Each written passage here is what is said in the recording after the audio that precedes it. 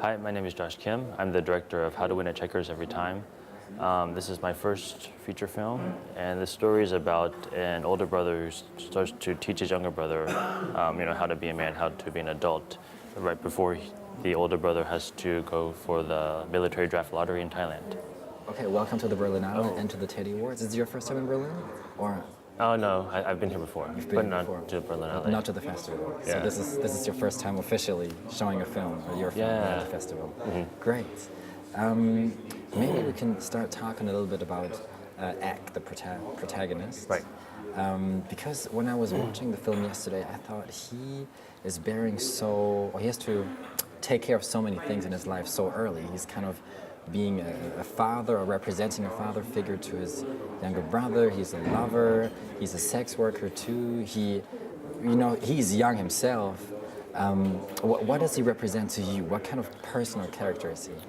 I mean, there are these people sometimes like our parents, not necessarily, like right now, me and you maybe can do like jobs that we like to do, things that things that we love to do, right? But sometimes it's our parents have really worked hard that maybe they didn't do something that they loved, but it's something that they did it for so that we, our children, could do something that we love. So and sometimes it's like he gave up so much, right? He had to sacrifice. He had to quit school, and become responsible, make money. So he represents this kind of these people who kind of like sacrifice, who give up stuff and become responsible adults in the world.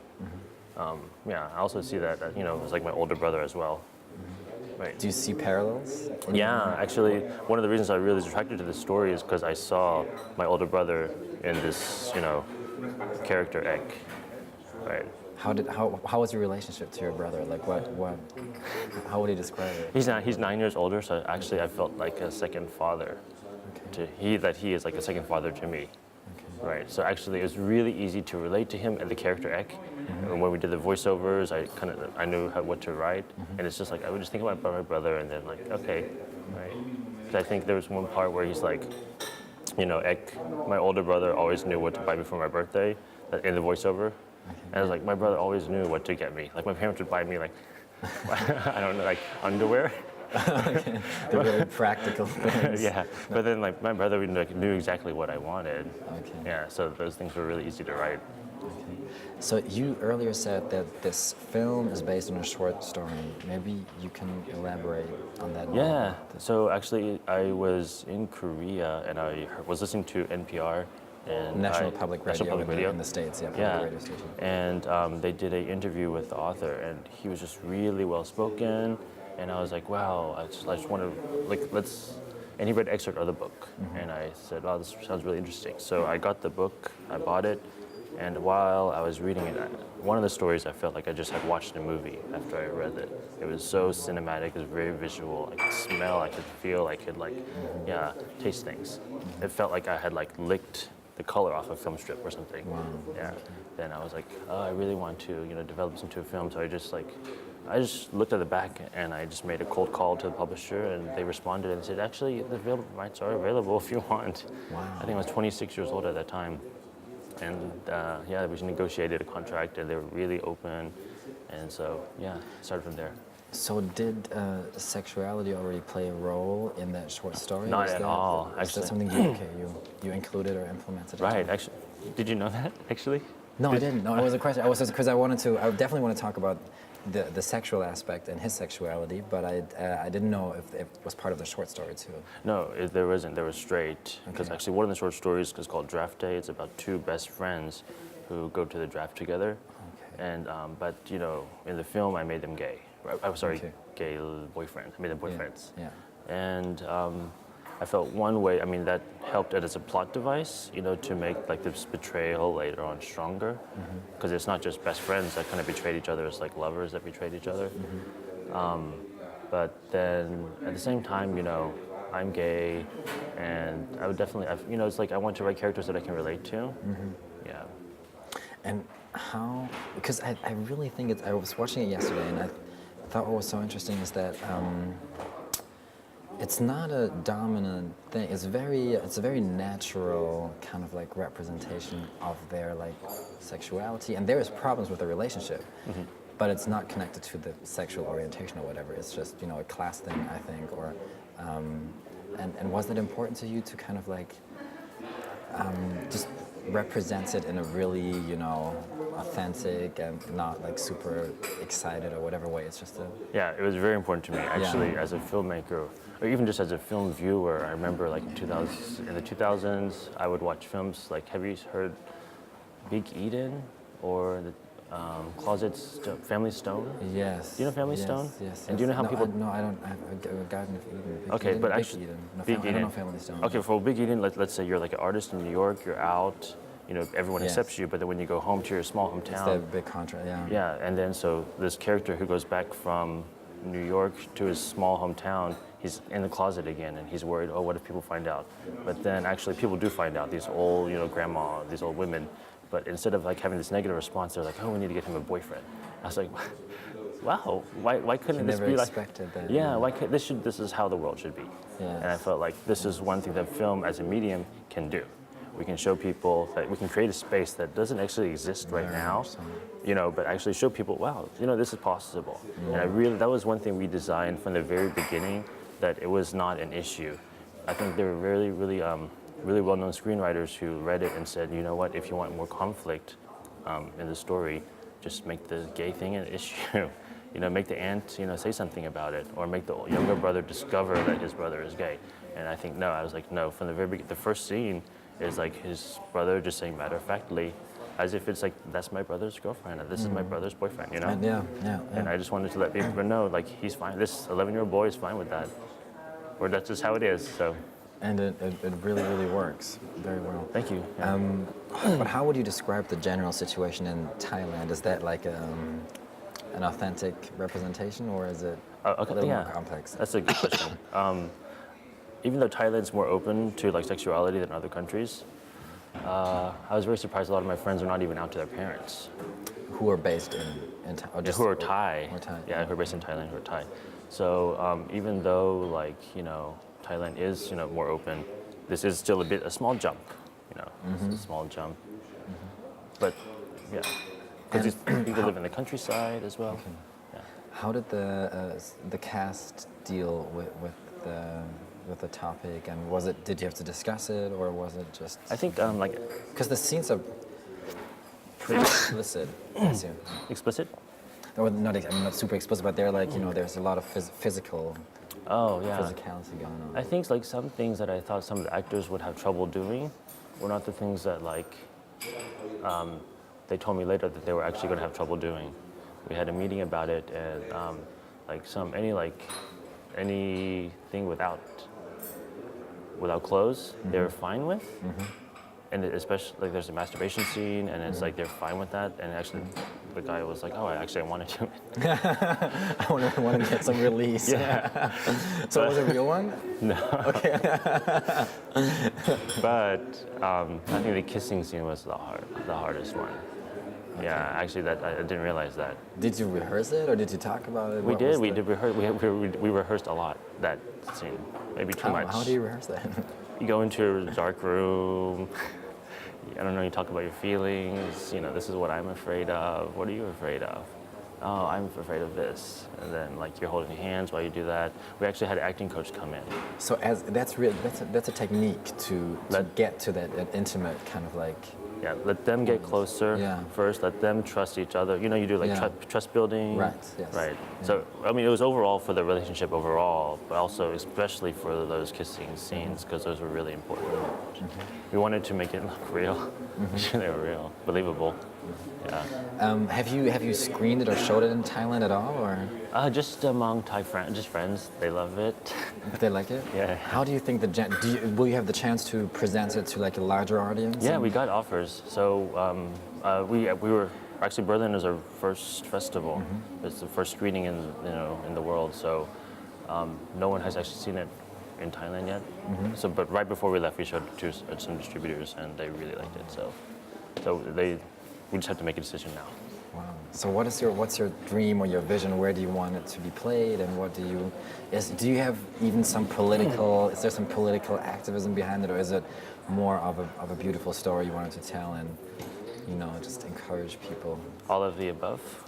I think one thing I realized that I made a short documentary in research in preparation for this.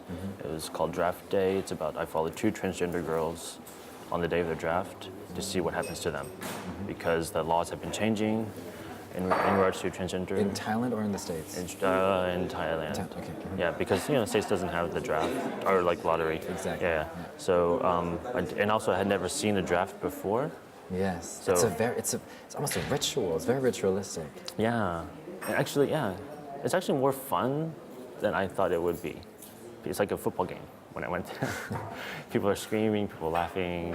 And why do those soldiers hold or like almost hug those men? Are they afraid they're going to run away or like pass out or like I was They actually people faint.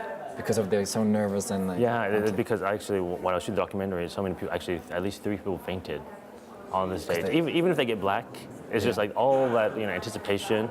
Yeah. It builds up, and it's just like, really okay. and there's so many people in the room usually, and it's like very stuffy, and so many people faint. So there's actually a nurse's table right there, right next to it, and they have these like. No.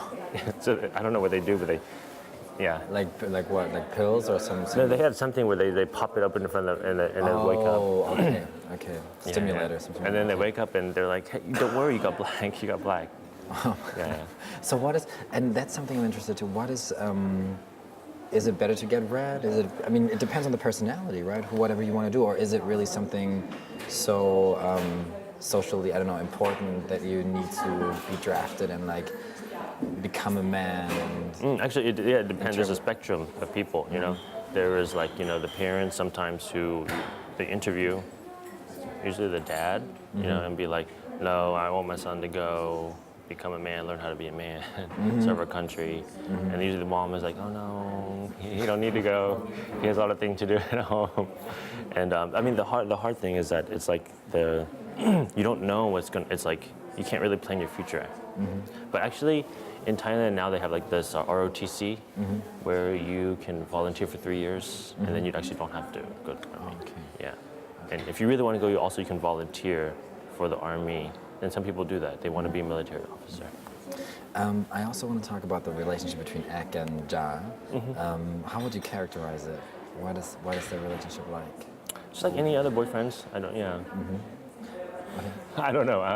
I was just wondering if there's is there this there's this one scene where Ek's aunt says that it's it's totally fine that he dates boys, but that relationship will just not have a future. It will not work out. And then, To me, Jai's relationship, Jai represents just like perfection, right? So his character for me was like, how does perfection actually create conflict, bring conflict to one's life? The way people project perfection onto others are like... Well, like even he doesn't have to worry about anything. He doesn't have to worry about but actually this brings conflict to his life, to his own relationship, right? So actually life is not always perfect, even though you have perfect life. What was the question? Just how would you describe their relationship and what the conflict is definitely and what, why it doesn't work? Yeah, I think the probably one of the biggest themes in the movie is about class. And so even though the movie is the backdrop is set against the draft, but this draft hopefully highlights this issue of class. And there you have the poor, the upper class, and the middle class and the upper class, and Jai represents this kind of like middle to upper class, and how like different classes, the upper class you get more choices than the poor. Poor has less choice, right? You can't bribe your way out. You have to go. Yeah, there's this really interesting scene in the beginning when he's lighter and he's richer and he's like, and he represents that perfection. So you think it's because of class that it in the end? That's also why his aunt kind of like says. She kind of says it's not going to work out. Trust me. Do you still think it's an issue today? Yeah. Yes. Do you experience that a lot too, or do you? Me personally, especially within Thai society, or is it? I think everywhere. I think yeah. Because I don't know. It's not really being discussed so much. I thought it was interesting that it was such an explicit thing. Yeah, it's a class issue.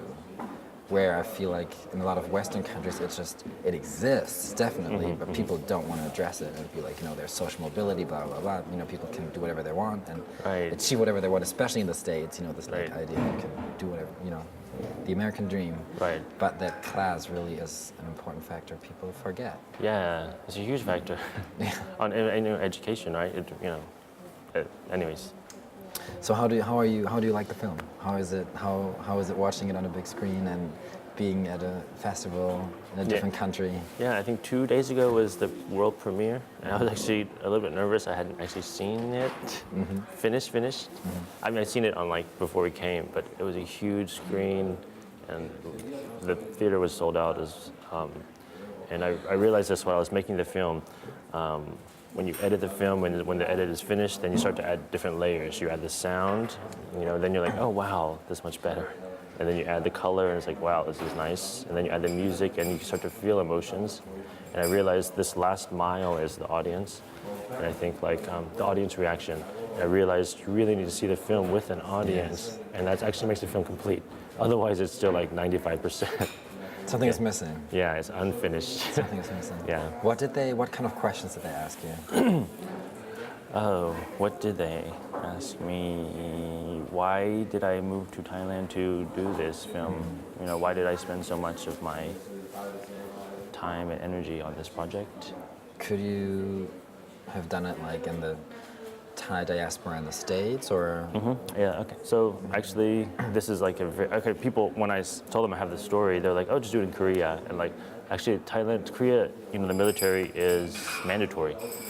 No other country actually has this lottery where you just pick for the draft. So it's very Thai specific, and you have to shoot it in Thailand. I didn't want it to be Thai characters speaking English. I wanted it in Thai. So I moved to Thailand about 3 years ago. Took intensive Thai courses. I wanted to be able to learn to read and write and speak with actors. I wanted to be able to read the script. So, wow. Yeah. And we had a great Thai team. Everybody was Thai, actually. So now you're fluent in Thai too? No. But you could communicate your instructions and your kind of directing role, you could play that. Yep. Okay. But also the Thai team is super talented. Sometimes filmmaking is not just, you can't make a film by yourself. It's this huge canvas that you have and a huge paintbrush, and everyone has to pick it up, right? Yeah. And it's who is around you that actually makes the movie good. So I'm very, very lucky that we had a really great team. Great. Yep. Congratulations again. Thank you. And thank you for bringing this work to this festival. No, thank you. All the best. Thank you very much.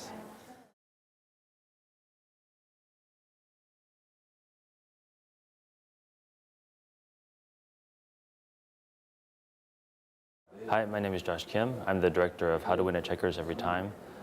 This is my first feature film, and the story is about an older brother who starts to teach his younger brother, how to be a man, how to be an adult, right before the older brother has to go for the military draft lottery in Thailand. Okay, welcome to the Berlinale and to the Teddy Awards. Is it your first time in Berlin? Or? Oh no, I've been here before, but not to Berlinale. Not to the festival. Yeah. So this is your first time officially showing a film, or your film at the festival. Great. Maybe we can start talking a little bit about Ek, the protagonist. Right. Because when I was watching the film yesterday, I thought he has to take care of so many things in his life so early. He's kind of being a father, or representing a father figure to his younger brother. He's a lover. He's a sex worker too. He's young himself. What does he represent to you? What kind of Will make money. So he represents this kind of these people who kind of sacrifice, who give up stuff and become responsible adults in the world. I also see that as my older brother as well. Right. Do you see parallels? Yeah, actually, one of the reasons I really was attracted to this story is because I saw my older brother in this, character Ek, right? How was your relationship to your brother? How would you describe it? He's 9 years older, so actually I felt like a second father. Okay. He is like a second father to me. Right. So actually, it was really easy to relate to him and the character Ek. And when we did the voiceovers, I knew what to write, and it's just I would just think about my brother, and then okay, right. Because I think there was one part where he's Ek, my older brother always knew what to buy me for my birthday, in the voiceover, and I was my brother always knew what to get me. My parents would buy me I don't know, underwear. Personal character, see.